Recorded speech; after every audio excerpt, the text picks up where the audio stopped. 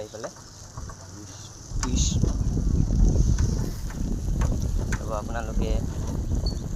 এই খেতি বাতিৰ কথাটো চাব আপোনালোকে খেতিয়ে যদি খেতি কৰোঁ মানুহে হাজিৰা কৰি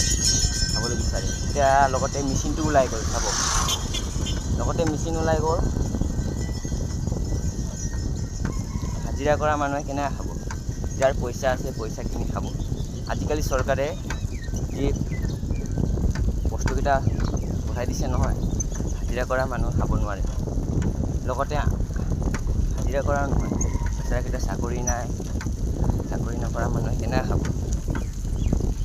লগতে ময়ো চেষ্টা কৰি আছোঁ চাকৰিৰ কাৰণে আপোনালোকে অলপ আগবঢ়াই দিব মোৰ ইউটিউব চেনেলটো বনাই আছোঁ এটা